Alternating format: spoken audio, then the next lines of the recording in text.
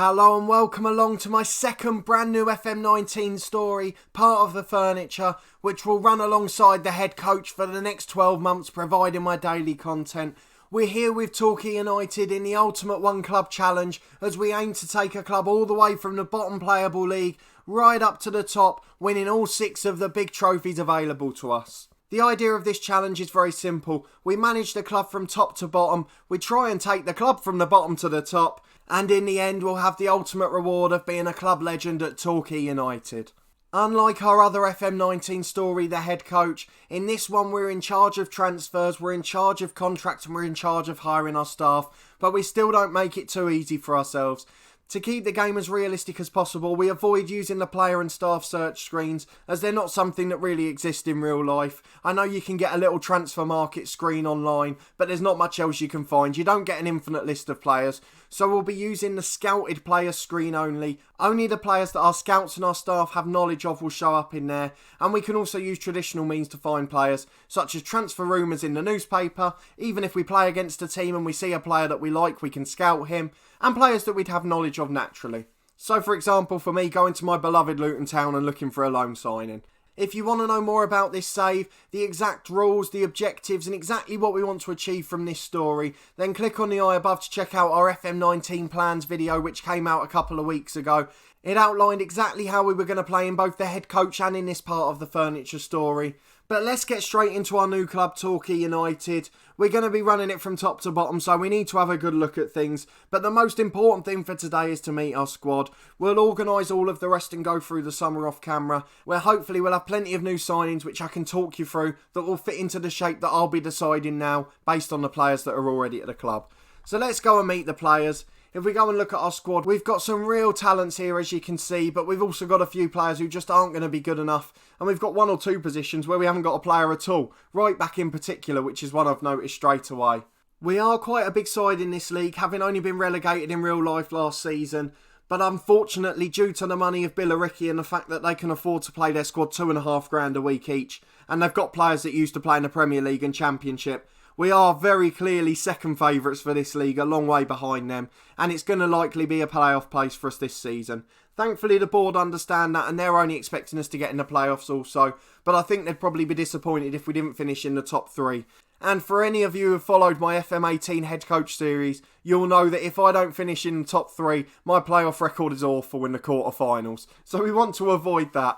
But let's come and meet some of the key players here. We've got one loan signing in goal, which is Alex Bass. He's on loan from Portsmouth. He's 4.5 star current ability, 5 star potential. The one thing I've noticed is having the yellow Torquay United background makes it a bit hard to see the star ratings. But I'll make sure I say them all to you so you don't have to squint.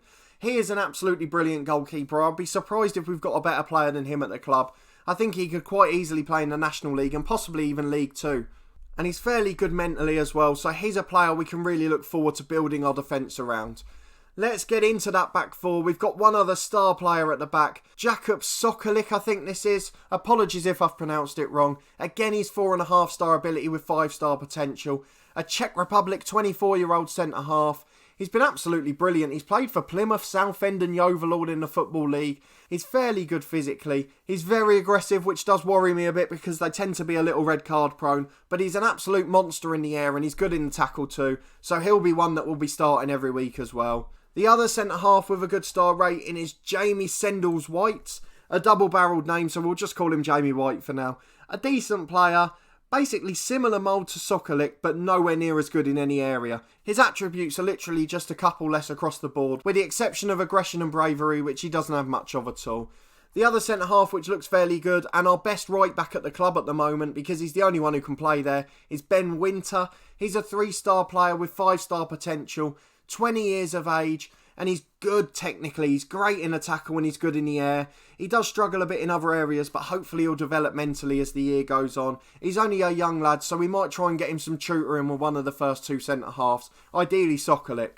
And our other star defender, Ryan Dixon, I remember his name. He used to play for Southampton when they were in League 1, I think. He did, or the Championship. He was definitely around there at that time. He spent almost his whole career in the Football League, leaving Yeovil last summer. He's 4.5-star ability, 4.5-star potential. He is 31, so we'd expect him to decline in the future. But at the moment, he's a League 2 standard player. He could still probably be playing for Yeovil this year. So he's another player who we're going to build our side around. And defensively, we actually look fairly good if we can get a decent right back in. So hopefully, if nothing else, we can soak up some pressure and build things going forward. But Ryan Dixon does look like he can be an attacking threat as well with his crossing ability. We've got a couple of decent right wingers. We'll introduce you to the best of them, which is Bobson Ballin. What a name that is, by the way. He's a 22-year-old right midfielder, 3-star ability, 4.5-star potential. Not great technically, not great mentally, but he works hard and he's fairly quick. And at this level, that can get you a long way. Played for Woking last year and Crawley before that. So he's got plenty of potential and we'll probably give him a chance if we can't find someone better. We've got 2 decent wingers. Even though none of them stand out, it's not a position we need to prioritise when we've got a position like right back to worry about. On the left, we've got Liam Davis, a 3.5-star experienced winger.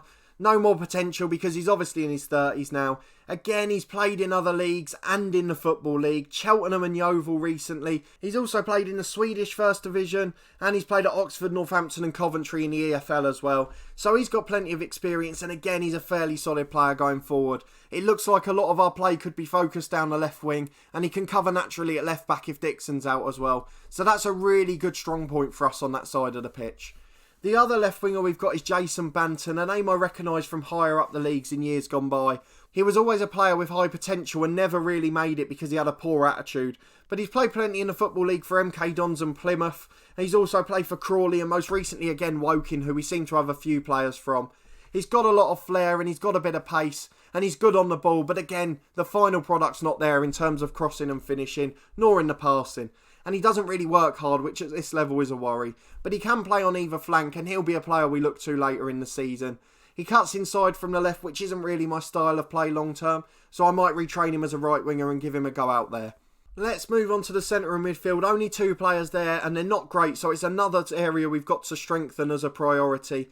One name I'm very familiar with, Asa Hall, a hero at Luton Town, played in our -30 season and played in that final at Wembley where we won the Johnston Paint Trophy back in 2009. So he's someone I'll be quite fond of and I'll give a bit of preferential treatment to. He's had plenty of games in League 2 and the Conference in his career. And now at Torquay United, he's a good experienced player to have around. Fairly professional, so another one that will be good for tutoring.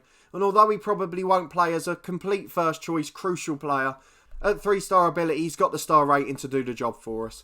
The other one in there's a youngster with plenty of potential. He's still 3-star current ability, but he's got that magic 5 stars that he can reach. He's a good midfielder. He's not quite found his preferred role yet, but across the board, he's decent mentally. He's got a good engine, and he's okay technically. He's got a lot of 7s and 9s, so if we can get them up to 8s and 10s, he'll probably look like a fairly good conference player then.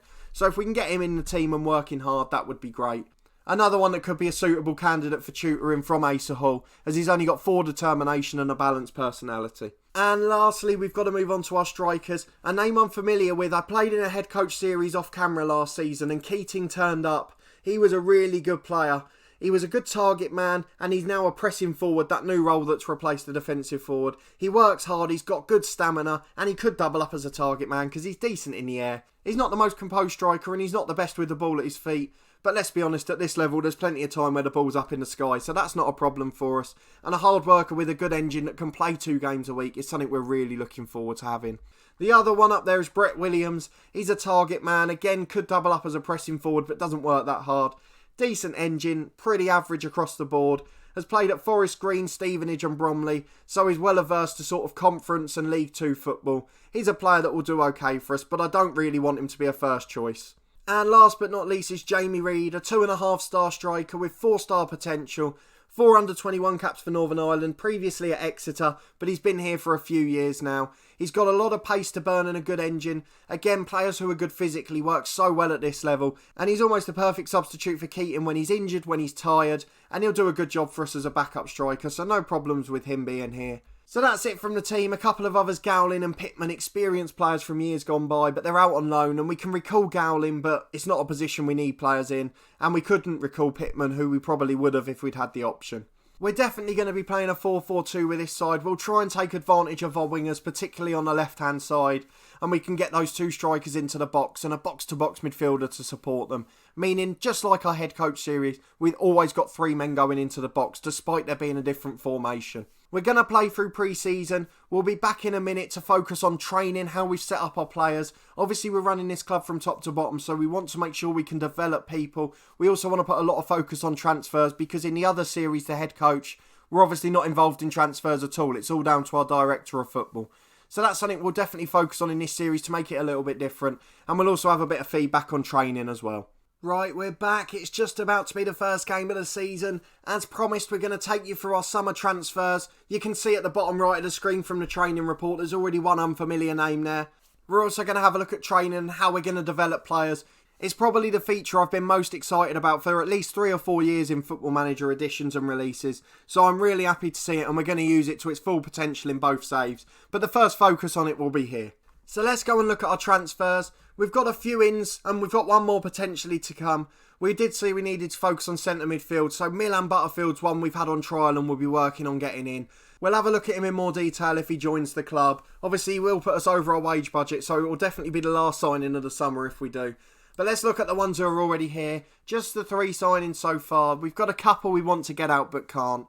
So we've got Mikael Kennedy on a 3-month loan from Charlton. His contract runs out in December, so I'm hoping we might be able to nick him after that. Or if he gets a new deal, we could then loan him for the season. He's a 3-star current ability striker with 5-star potential. He's a good finisher, he's quick, and I just signed him as a strike partner for the pressing forward really. Again, he doesn't work particularly hard, but if we can have that bit of quality in front of goal, once his partner's won it back and laid it off to him, I think we could be in for a good season. He's a Northern Irish under-21 international, so he's got plenty of talent, and we'll be more than happy to have him even if Charlton don't, especially as he's the best trainer at the club at the minute. Second on the list is Ivan Wassi. He's a right back, he's 21 years old. I think for the last 3 years he's been a free agent on this game, and I'm pretty sure I've had him in nearly every save. He's always brought up by the scouting team as a player to bring him on trial. He's not a great player, he's only 2-star ability this year and 4.5-star potential. Not quite as talented as he was in previous years. But unfortunately, we've got no other right backs that have come up. We've been trying to get people on loan. We've been trying to get people in on frees. We've been trying to get people in on trial. But unfortunately, none of them have come off. And at the moment, he's the only right back we've got. So he'll be playing at the start of the season. And last but not least, we've got Carl Stewart, a centre midfielder. 4-star ability, 5-star potential. By £25 a week, he's taken over of our highest paid player at the club. He's a central midfielder, but he's going to be a great playmaker for us. He's not got the best stamina, but he's got great first touch and a great passing attribute. He's also got very good technique. If we can work on his vision and we can get him training towards that sort of playmaker role, I think he could be a real star in the next couple of seasons. And at 21, he's got plenty of time to improve. And on a 2-year contract, if he does well, we're going to make some money out of him too. So if we go and have a look at our training report, that's the other bit we've mentioned we were going to look at. It's a bit different at Torquay United to our head coach series because we're actually at a full-time club here. So we've got training across the week. It gives us a bit more time to do community outreach and things like that to try and get more fans into the ground. You can see my favourite feature, the training performance here. We've given Mikael Kennedy a pat on the back for his training performance because it's been excellent. And Jamie Reid, one of the pressing forwards, is doing well. And if he keeps doing that, he'll be pushing Keating for a starting place. We've got a few fatigued players, which is a bit difficult. Again, we've had a friendly 4 days before the season, which is a bit bizarre. We've tried to rest as many as possible, but we're not quite to full strength today. We're also going to be working on a lot of individual coaching. There's quite a few we've set already. One in particular, which we spoke about when we met the players, was Jason Banton. We are training him to become a right winger. A lot of focus on individual training and training intensities for this club, because this is one where we've got to make it work long term. It's not where we're going to be hopping between teams as soon as we get success like the head coach. So we have to build an infrastructure here that works for us. Once we've got in Butterfield and the last of our younger signings, we are going to set up some mentoring groups, which we'll feed back to in the next episode or two. But for now, it's just a lot of focus on individual coaching and building player suitability and roles for the future. The biggest difference from this to the head coach is obviously we've got quite a young squad here at Torquay. Training full time, they should develop well. And if Billericay presumably go up this season with their ridiculous wage bill, then hopefully next year we'll be able to be the favourites for the league. And hopefully we can then start to work our way up the ladder towards the top, where we want to win all 6 big trophies available to us, as outlined in our FM19 plans video a couple of weeks ago.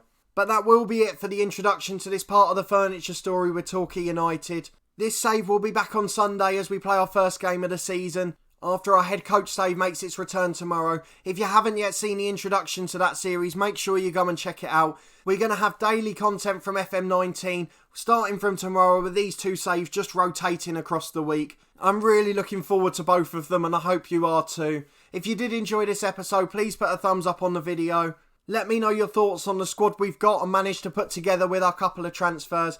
And let me know how you're getting on with the new features, particularly the training and scouting ones, which will play such a key role in this part of the furniture story. Subscribe to the channel for daily Football Manager content from both this save and the head coach, starting tomorrow at 4:30 PM. A massive thanks for watching as always, and we'll see you next time.